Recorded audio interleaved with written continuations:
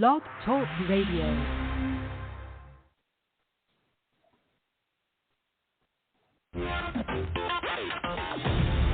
Wounded but not broken, with host Patrick Scroggins. As a U.S. Army attack helicopter pilot deployed in Iraq, Patrick faced a devastating crash, which resulted in him dying, losing a leg, and a slew of broken bones.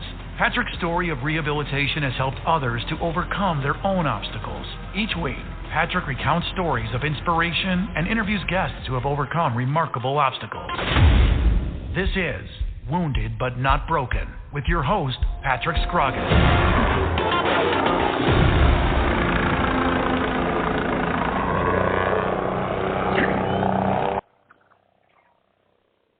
Hello, everybody. Welcome to Wounded but Not Broken. We're at a year doing this show. So this is our last episode of the season. And, just kind of looking back and thinking to myself today of why I wanted to do this show. I really wanted to do this show because I wanted people to understand that no matter what you go through in life, there's always somebody worse, and they're overcoming it, so you can overcome it too. So these stories that have been told over the past year are some, amazing stories of triumph. Overcoming adversity and making the best of what you have.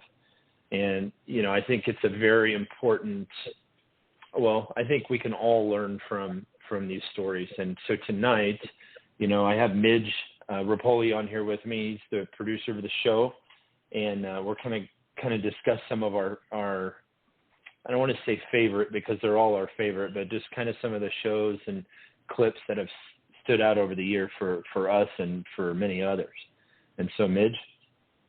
Yeah, over the whole year that we've been doing it, I've heard people that have, been burned, broke their legs, broke their back, lost a leg, lost 2 legs and an arm, and for most people that would be, that's it, I'm done, put me in a wheelchair and just, but being a serviceman, Army, Navy, Air Force, Marines, Coast Guard, whatever it be, you guys have that drive to get back and do more than you were actually doing before. If you would have, came out regular without being injured, you probably would have just got a job and working.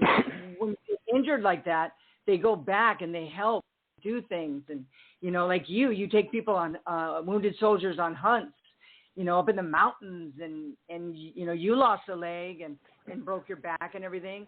And you want to go back and help and, because how it feels. You've been there. And I'm sure when you were injured, somebody helped you.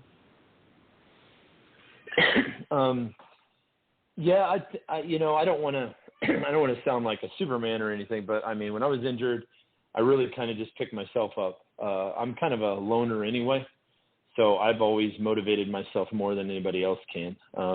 But yeah, there's definitely people along the way that help pick me up and help inspire me. But I think my sole means of inspiration for myself were my kids. I've said this many times in speaking events and just talking. I always wanted my kids to look at what I went through and what I've accomplished. And, if they're in a tough time in their life, to be able to pull from that and get some energy from that and say, my dad did this in this situation, I can do anything. Yeah, right. No kidding, right? The perfect example for your kids is because, they know that, like you said, no matter what happens to them, it's not going to be as bad as what happened to you, and look how far you've come since then. And if my dad could do it, so can I. Yeah, exactly. I think throughout life, there's many people that leave lasting impressions on us, and there are definitely has been for me, and there, will continue in the future.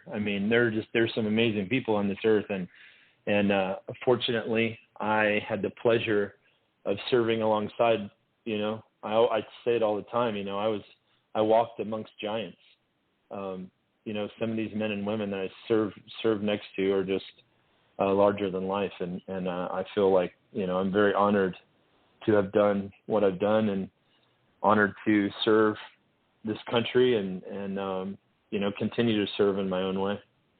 Yeah, exactly. And that's, for one, doing this podcast, to get these soldiers' stories out there so people can hear them and hear what our soldiers go through, and then you, like I said, you take wounded soldiers on hunts and get them back into it. So you're giving back more than most people do, that haven't even served, just because you know what it's like, and you know what people need, and you know how to help them. Being around a group of guys and girls up in the mountains, hunting, relying on each other, kind of like makes you think back to like when you were, in the thick of it, and you had the guys, with your back, and you knew it. And that's kind of what it's when you take them out hunting. Yeah, I mean, I think the big thing is when I go out hunting, and obviously I haven't had much time to do anything really lately, so I don't want to claim to do something that I haven't been doing. But I have in the past that when I go out hunting with wounded veterans, it's just a different experience for all of us, because if somebody that hasn't served, and I don't want to alienate anybody, but if somebody hasn't served or whatever, they go out with a wounded veteran. That wounded veteran may not push himself as hard as if they're with me, because of everything that I've been through, and I really don't gripe about it. I just do it, and so that has a different effect on people. But there are so many people in this country that do tremendous things for veterans that haven't served and that have served. There's so many foundations and nonprofits that are just amazing. And, I hope they continue to thrive in the future to be able to help our veterans. Well, I mean, one of them, obviously, for you that I think would be a huge deal would be the Gary Sinise's foundation. Yeah, the Gary Sinise Foundation, the RISE Foundation, they do – well, Gary started that way back in the day. Gary started doing USO tours and raising money for veterans, and it's his organization has grown into something very large, and they have the RISE Foundation, and that foundation builds fully adapted houses for disabled veterans, and I am proud to be one of the latest recipients of one of the houses. See, that's amazing, because people don't understand that there's different things that you need, that somebody with both legs that can jump, hop, and climb into a shower or whatever. There's different things that you need. Although I can see you, I don't think you're using, as much stuff as most people in your situation would, because, for one, you're just a badass. For two, you're stronger than three guys. You're stronger than three of me, maybe even five. All right, six. You're stronger than six of me. So, but I mean, people don't realize that, when these soldiers get hurt, how different life is for them. And they can't just jump into a regular house. They have certain needs they have to have. And thanks to Gary and his foundation, like you said, you're the latest recipient. And I'm sure over the years, it has to be in the hundreds of houses that he's given away.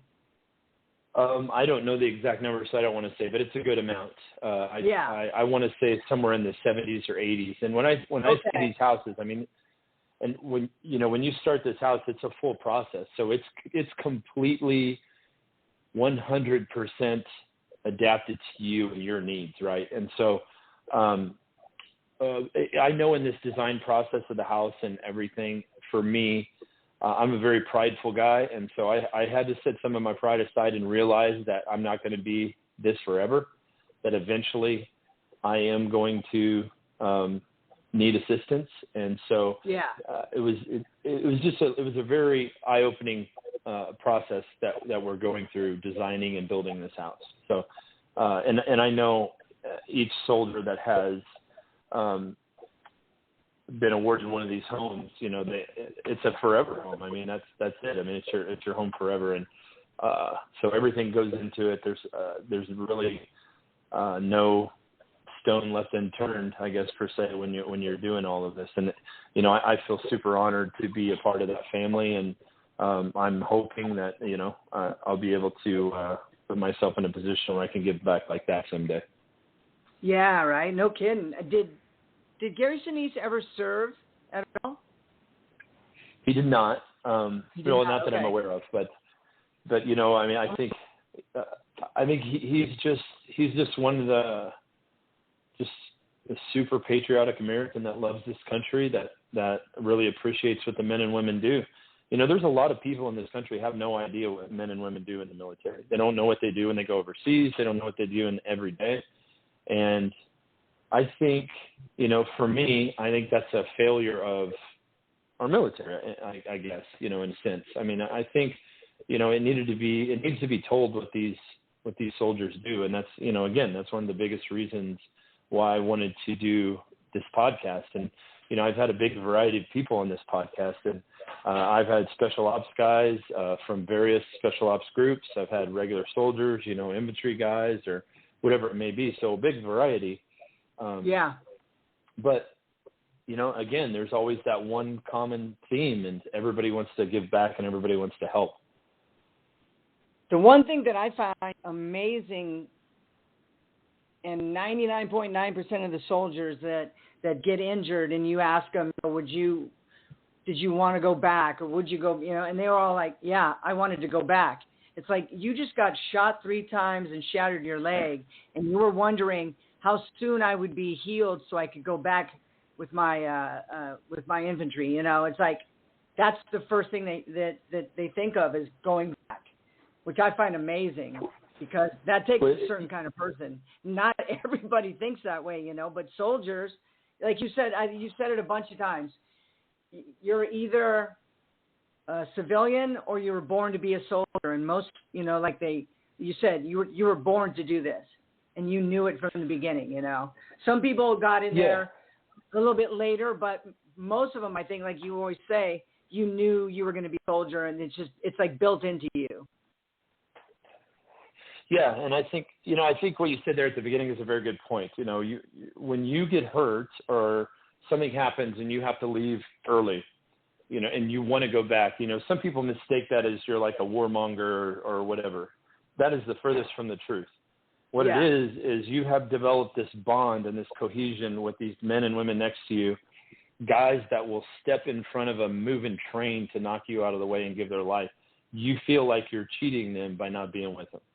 It's very hard to explain, and it's something that our newer generation cannot comprehend.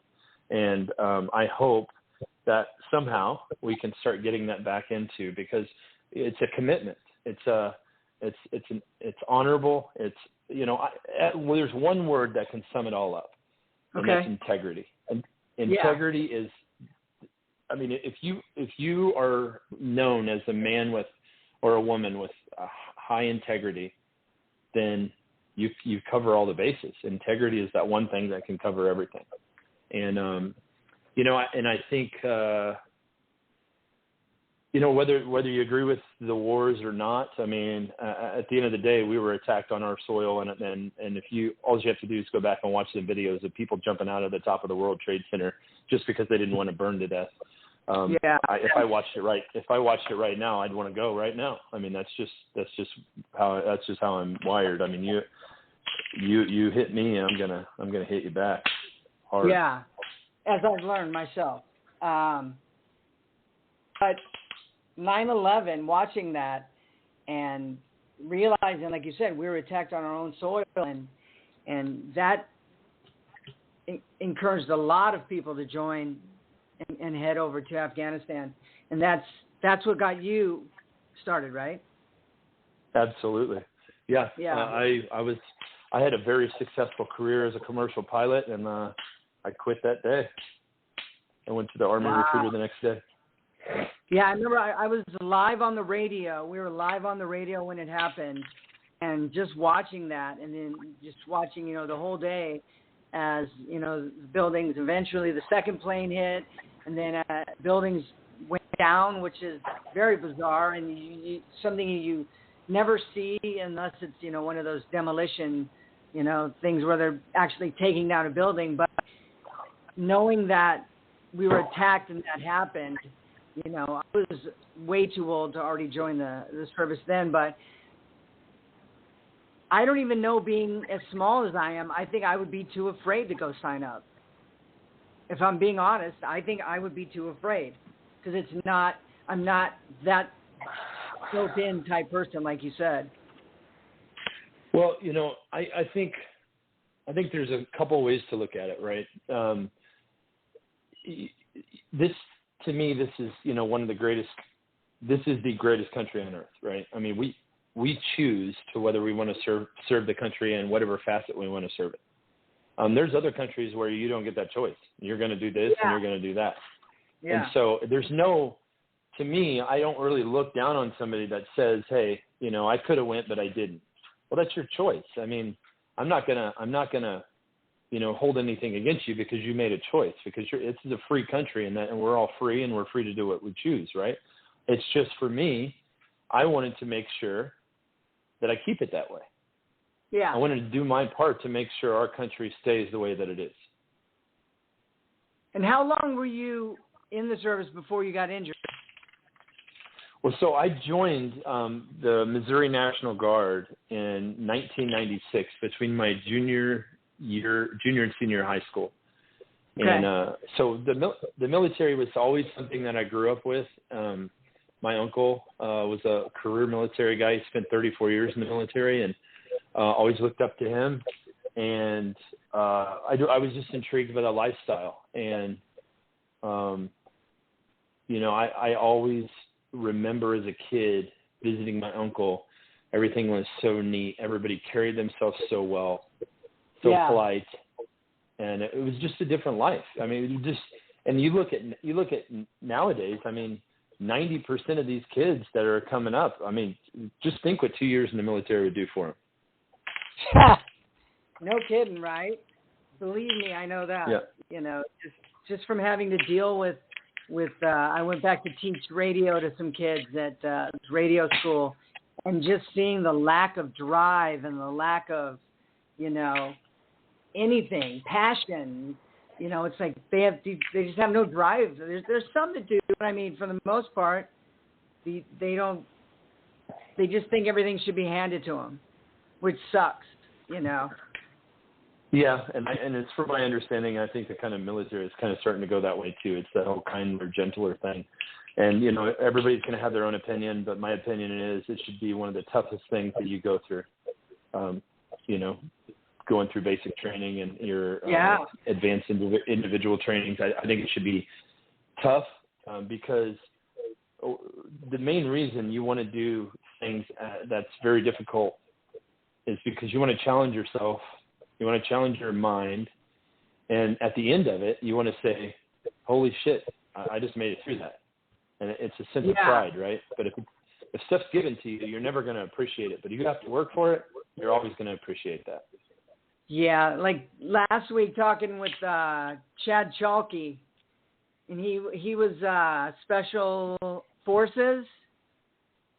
And I remember him saying the first thing they had to do was, I think they had a backpack on. He had to tread water for 30 minutes. And that was the first thing they had to do. So Chad was a Marine Force Reconnaissance guy. So it was the Marine Special Operations Unit. Yeah. Or one of them.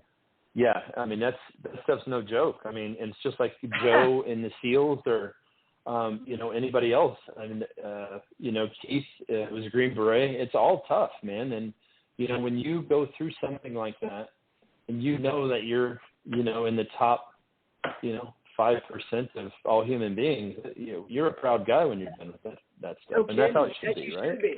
Yeah, you should be proud because, like, I can barely swim from one end of the pool to the other, let alone tread water for 30 minutes with a backpack on, Well, so right, but I mean, when you want something bad enough, man, you don't know how to accept failure and you will not quit, you're always going to find a way.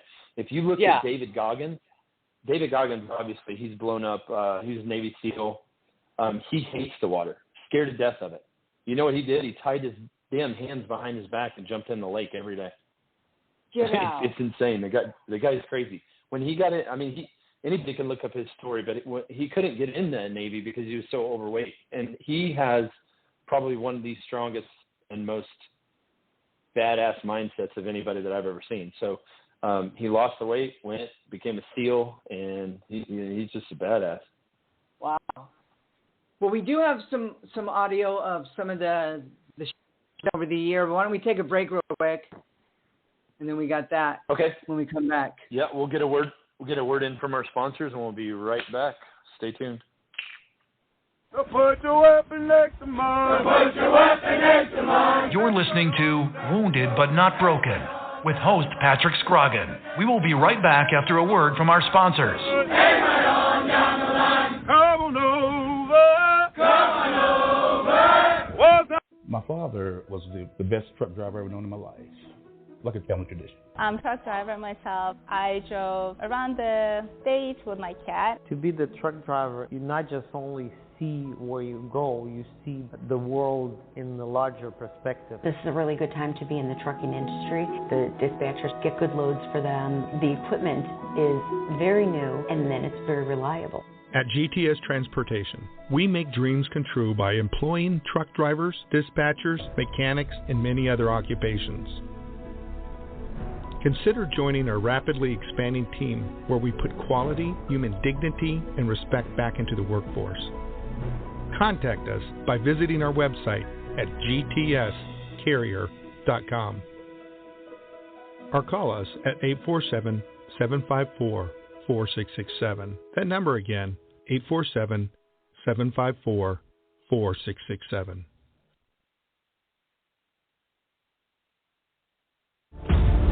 Dallas Corporation and Dallas Logistics, a proud supporter of the Veterans Radio broadcast for over 15 years. High-quality printing services and warehouse distribution have been our hallmark since 1985, serving Fortune 100 companies for over 35 years. Check us out at www.dallascorp.com. Attention, all U.S. veterans. You have served this country with honor and pride. So why is it so difficult to receive the benefits you deserve? Filing a VA claim is complicated, it's cumbersome, and time-consuming. Many veterans have a problem identifying what conditions they should apply for. VDAC, Veterans Disability Application Caddy, is an online application that greatly assists you with filling out your application and identifying the disabilities that you're entitled to. The VDAC process takes about 15 to 30 minutes. From start to finish. The entire process is simple and easy to use. The software automatically cross-references the VA database to determine what presumptive conditions you are entitled to, as well as any secondary conditions. Once done, a fully completed VA form is generated with supporting material. To find out more, go to nifv.org and click on the VDAC button. Again, the website is nifv.org and click on VDAC. You're listening to Wounded But Not Broken with host Patrick Scroggin.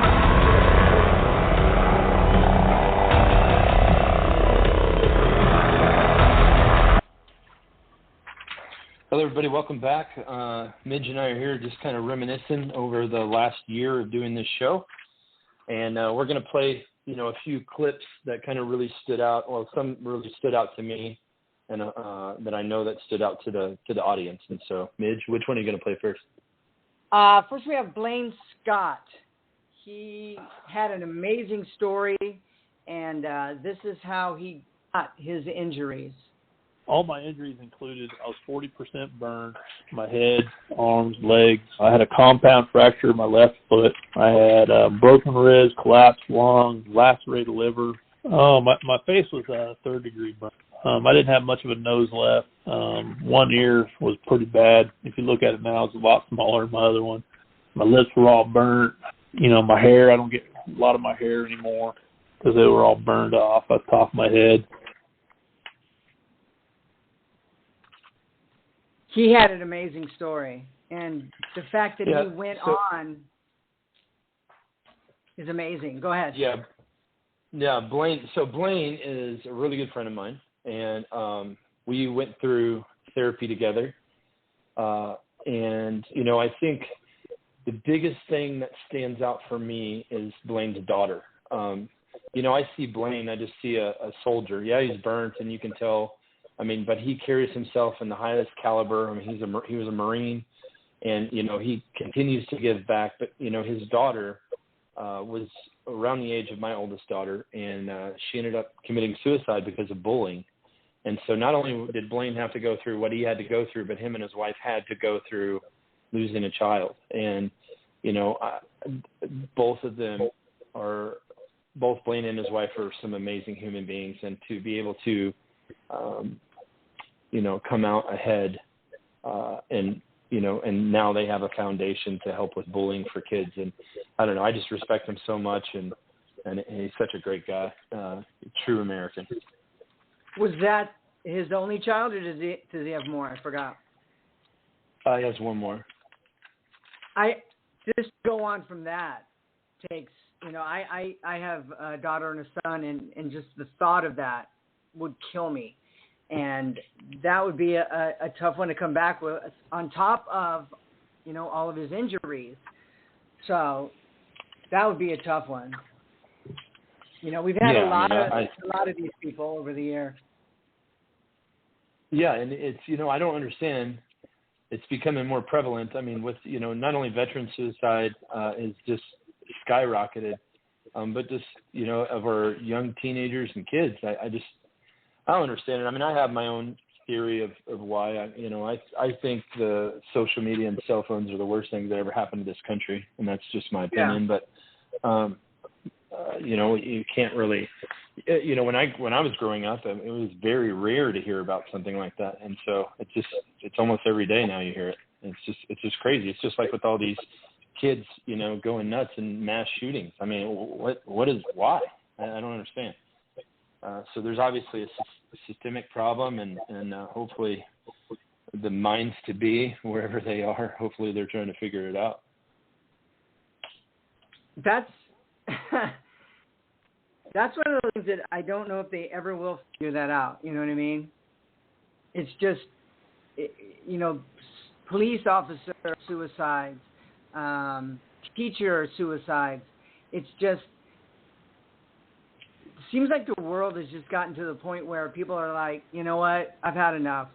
You know, it's sad because it shouldn't be that way. You know, we just had that shooting in Highland Park. You know, and it's like almost every weekend there's at least 5 or 6 people shot, you know, and killed in the city of Chicago downtown. You know, I mean, there's a lot, like 20 or 30 shot, and like, you know, 3 or 4 die every weekend, and it's normal. You know. Yeah, it is, and you know, everybody. I know that. You know, it's a hot topic right now, and it seems like it always is in election cycles. But you know, they all want to point towards guns. You know, I don't understand it. That's like saying, you know, if you hit somebody in the car, it's the car's fault. It's not. It's whoever's behind the trigger of the gun, or whoever's behind the wheel of the car, right? But Chicago has the strictest gun laws in the country, and they have the most shootings of any other city in the country. So it's obviously. It doesn't matter what you do. You can't take away guns from law-abiding citizens and expect bad guys not to have them. The bad guys are going to have them regardless, right? And so I hate when all this gets publicized, and it's a terrible what's happening. But, you know, there are good things that come out of this.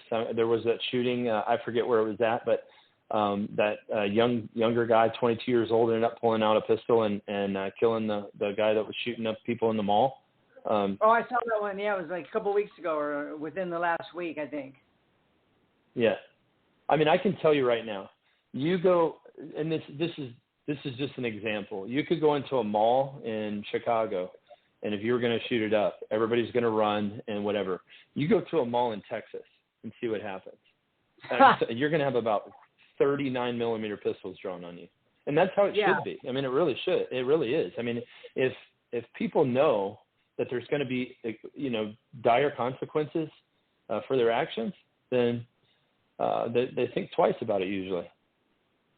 Yeah, if you're walking around and you're thinking about robbing and you see 3 guys walk by you with actual guns in their holsters and they're not policemen, just regular guys, that's definitely going to deter you from, doing the things you would do like here in Chicago, I think, a lot of people are doing the concealed carry and trying to do their part, but in Texas, like you said, you see it.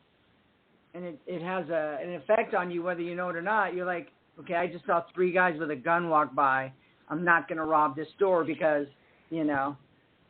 Right, and in Texas, for every 3 guys that you see the gun, there's 10 that you don't see the gun, right? So, but it doesn't matter. There's evil in this world. There's nothing you're going to be able to do about it. You can't exterminate it. It's always going to be there. It's always going to be in mankind. There's just evil people. And, I don't agree with publicizing the evilness to try to get a political agenda. And that's what our politicians have turned to. And it's gotten so corrupt and so just sad, really. I mean, it's almost embarrassing what goes on, in that political realm for me. But, you'd mentioned cops, and I have the utmost respect for cops and what they do. I don't think you could pay me enough to be a cop in this time, because no matter they're always put in the most dire situations, and if they have to use lethal force, then you might as well you better get ready for 6 to 8 to 10 weeks of litigation, because they're going to try to put you in jail.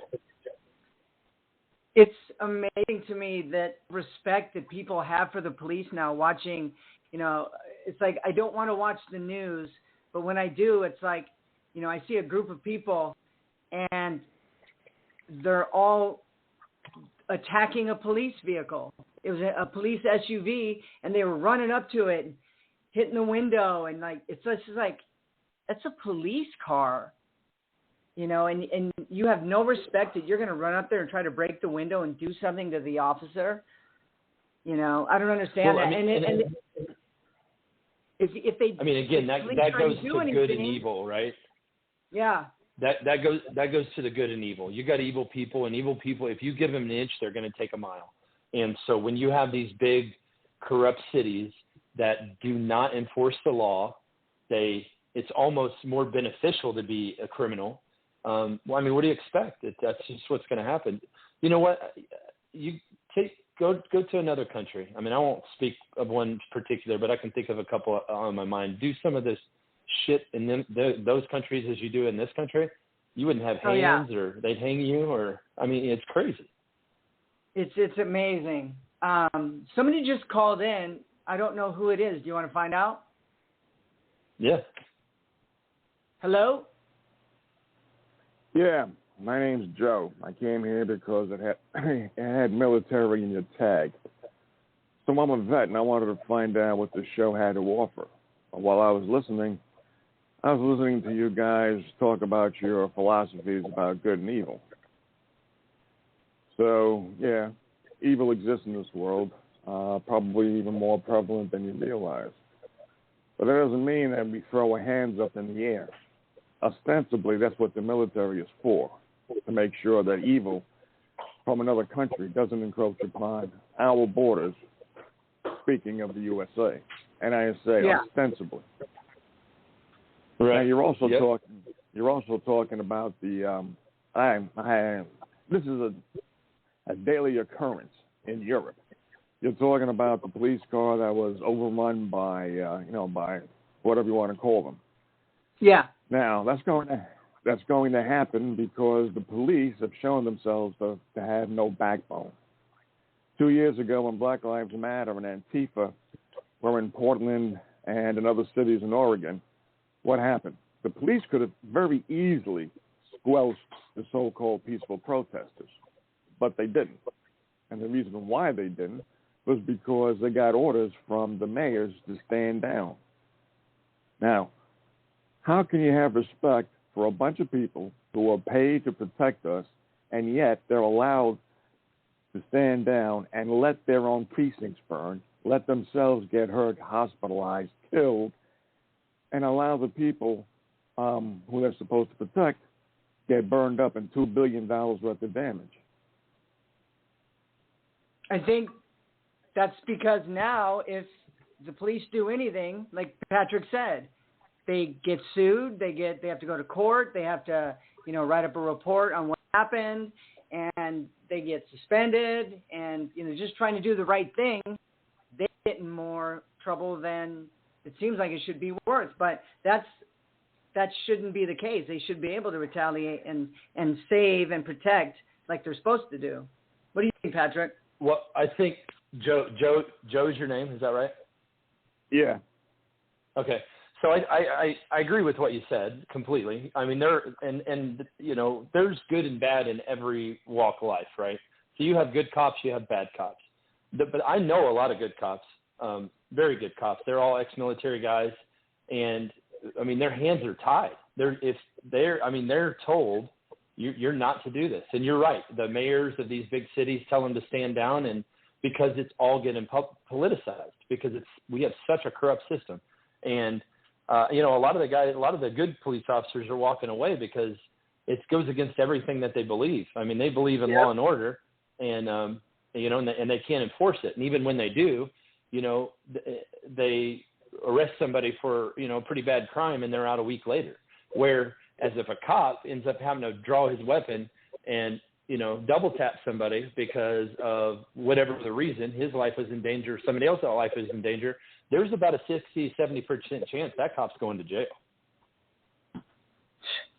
Not even in today's society, even when the feelings against the cops are growing. Most times cops get suspended with pay. And with regards to the police leaving, because they were told by the mayors to stand down, and their homes, their precincts, got burned.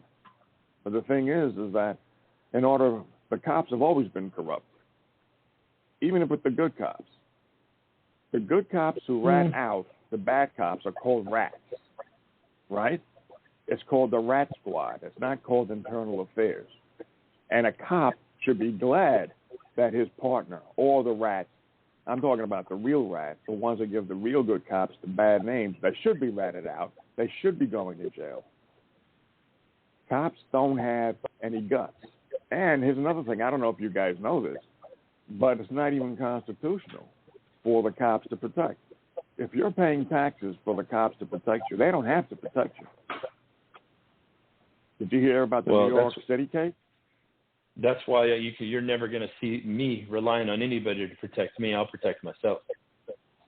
Absolutely. I can't. My best friends are Smith & Wesson, because I'm not allowing. I'm not going to rely on a cop to come 10 minutes later after I'm dead. I'd rather shoot the other guy than worry about it later. But the thing is that we need good cops. We need good sheriffs. We need good law enforcement. But if they themselves have the philosophy that anybody who points to and shows a bad cop is a rat, what do you expect? Well, I think you got to go above that, and I think you need to say we need good politicians. We need good politicians that haven't been in office for 45 years. We need that's the best thing we could do for our country is put term limits. Term limits, you do your 8 years. It should be an honor to be in that position. Get your ass out and let the next person go. I am with you 98%. The 2% I'm not with you about is the term limits, because these assholes can do so much damage in 2 years or 6 years. Plus, the American people are so stupid, they either re-elect the same scumbag, the same traitor, or they elect somebody who's just like them. People do not know how to vet a politician. If you want to learn how to vet a politician, there's a show that I recommend that I was on with a politician, and I made sure he put skin in the game. I vetted him the way all Americans should vet their politicians, to make sure that whoever gets elected, that they have to do what they say they're going to do in 1 week, or they get out. That's my condition. How often does that happen, Joe? Well, you have to learn how to do it. All you got to do is say, For example, let's say you're running for office. Who wants to be the guinea pig? I'll be the guy grilling you. I'll run for office because I'm probably going to eventually. All right. What office do you want to run for? Probably Congress. Congress? Senator or congressman? Congressman. Congressman. Okay. Congressman, what should I call you? Congress or potential congressman, what's your name? Patrick Scroggin. Patrick, okay. All right. Potential Congressman Patrick. I've taken a look at your website, looks impressive. I've taken a look at your background, looks impressive. Now, what's the difference between you and everybody else who's been elected to Congress the past 100 years? Well, from the outside looking in, probably nothing. But over a period of time, you're going to understand that I don't bullshit. I say it how it is, and I'm honest. And I will tell the honest truth, whether it's good for me or not. All right, and now I'm going to tell you right now. Also, there's a condition also that I have when I grill politicians, if the host lets me, and the condition is I can interrupt. If you guys have ever seen how the Supreme Court listens to the lawyers that come in front of them, they always interrupt the lawyers because they don't want the lawyer to meander, and we don't want politicians to just keep on tap dancing and meandering. So I'm glad that you interrupted yourself, because I would have to. Here's the thing, Patrick, I hear you, you're honest. I don't care what you say. I don't care about your resume. You're going to say whatever it takes to get into Congress, and let's assume you're honest. Here's what I want you to do. Now, you're running for Congress. There have been other honest politicians in there, like Ron Paul, for example. He couldn't do any good. You know why? Because he couldn't get a bill out of committee. I don't expect you to get a bill out of committee either, if you're as honest as you say you do. But here's something you can do in 1 week if you'll agree to it. If you get elected, will you go around to your other congressional colleagues and ask them to join you in your fight against corruption by the senators and by the congressmen? And if they say no, will you be willing to publish their names 1 week now in your newsletter and give a press conference naming names of all those people who said no? Would you be willing to do that? You damn right I would. You damn right I would. Okay. That is extremely important. And to make sure that you're going to do what you say you're going to do, would you also be willing to be recalled?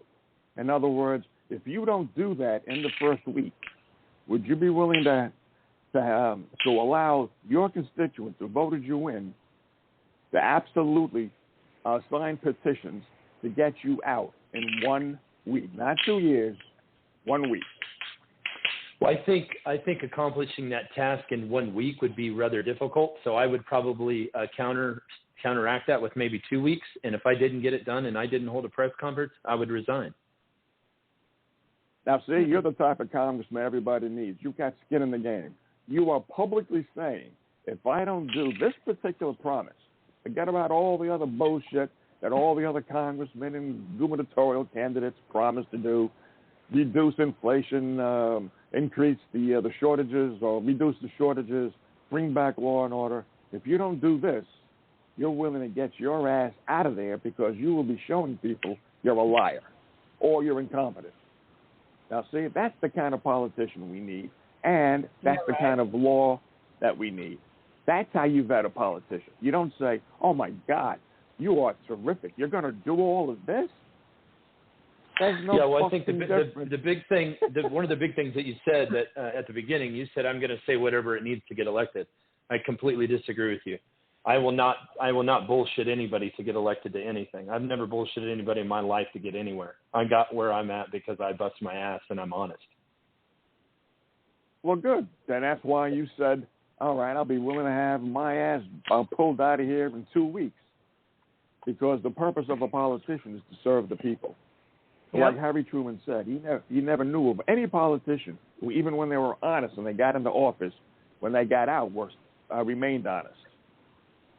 So that's why. Yeah, I mean, that's how I vet politicians. Yeah, it should be an honor. It should be an honor to sit in that seat and represent your people. It shouldn't be a way of life. It should be an honor. Right? It should be an honor. Yeah. And if you notice, Joe, what What branch of the service were you in? Air Force. Well, Nice. thanks for your service, Joe.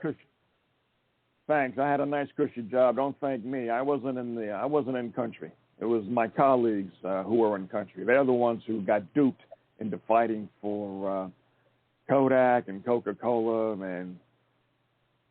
and they died.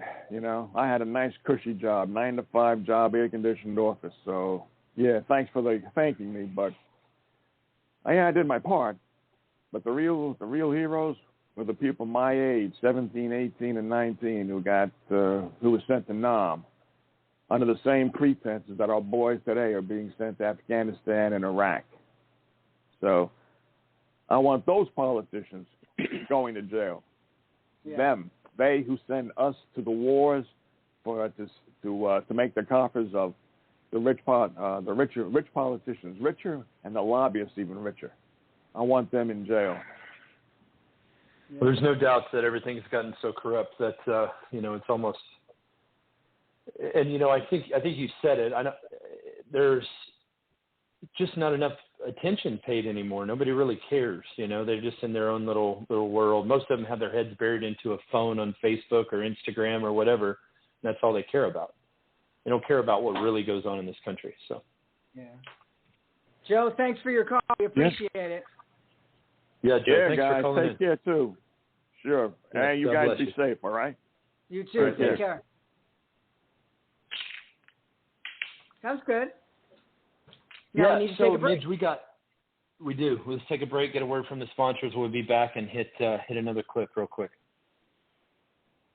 Put your weapon next to mine. Put your weapon next to mine. You're listening to Wounded But Not Broken with host Patrick Scroggin. We will be right back after a word from our sponsors. Hey, right on down the line. Come on over. Come on over.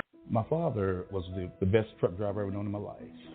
Like a family tradition. I'm a truck driver myself. I drove around the state with my cat. To be the truck driver, you not just only see where you go, you see the world in the larger perspective. This is a really good time to be in the trucking industry. The dispatchers get good loads for them. The equipment is very new, and then it's very reliable. At GTS Transportation, we make dreams come true by employing truck drivers, dispatchers, mechanics, and many other occupations. Consider joining our rapidly expanding team where we put quality, human dignity, and respect back into the workforce.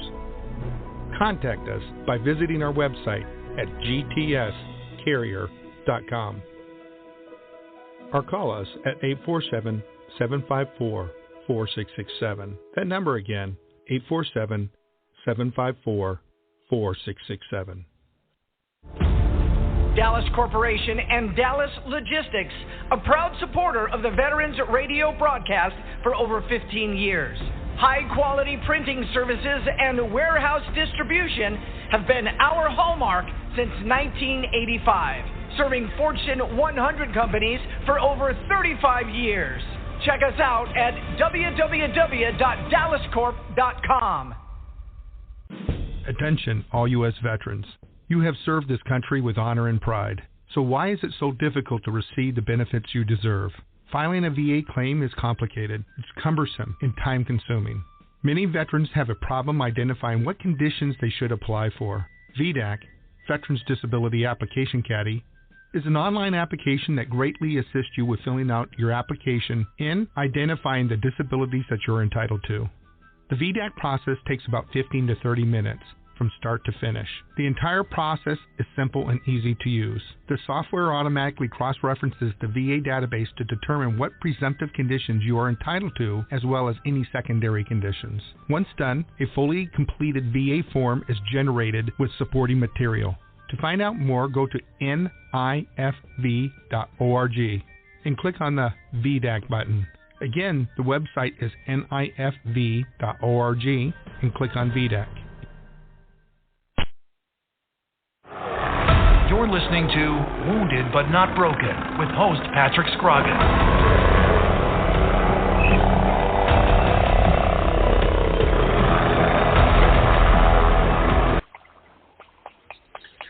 everybody. Welcome back. We had a couple other clips, but we're kind of running out of time. And so I just want to quickly say, there's so many stories told this year on this show, so many touching moments, so many memorable moments for me. Some very close friends, came on and told their stories. And I know some of the stuff they don't really talk about. My really good friend Joe Hahn came on and told his story, and that's super special. But at the end of the day, it's been an honor for me to do this show. Stay tuned in the future to see what we're going to come up with next. And I want to thank everybody for this year that did come onto the show. I want to thank everybody that tuned in, and gave their feedback for the show. All the listeners. Most of all, I'd like to thank all the sponsors, Lance, Tom, and Mark Eli for putting all this together. General Grange, I want to thank the whole team. Midge, you've been a vital part. This show wouldn't have went on without you. And it's been an honor for me to do it, and I can't wait to figure out what we're going to do next. I've had, like you said, I don't want to say I had a blast doing the show. I've learned so much over the past year. I was never in the service, and each week I got like a peek into, a soldier's story, and they were all amazing. Even the ones we had on that, like the parents of Joel House, they have their foundation House in the Woods, listening to, even the parents' story, along with the soldier stories. It's been a great year. We've had an amazing guest the whole time. Yeah, we have. We have an awesome team, and we've had some amazing guests, and had some good times, a lot of laughs, a lot of sad moments, and I want to thank Joe for just calling in. That was a pretty good exchange. I really like that. I think that's one thing in the future that I'd like to do more of is have call-ins and just kind of discuss and get different points of view and get them out there. I think that's important. But that was great. He actually knew how to put together a sentence. A lot of time working in radio, a lot of people call and they don't know how to speak. So he was really good, though. Yeah, absolutely. But so all the listeners, I want to thank you very much for a great year and all the feedback. We really appreciate it, and I hope everybody has a good rest of the year. And we're gonna come up with something different, and we're gonna continue this on in the future. So God bless you. God bless the United States of America. And Midge, I'll let you have the last word.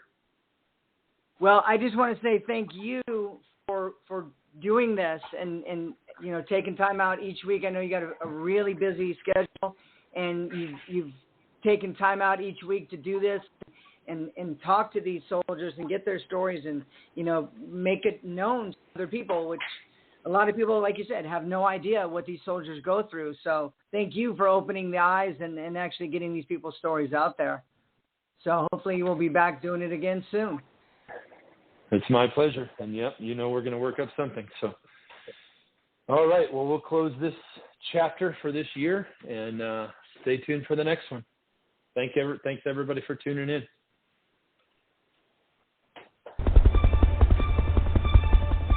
VBN, Veterans Broadcast Network, brings you Wounded But Not Broken, hosted by Patrick Scroggin. It lies within you to conquer your greatest challenges. Patrick tackles the stories of how others faced unthinkable odds, and then at a pivotal moment, a change occurred within them that gave them the strength, attitude, and direction to excel beyond the greatest expectations.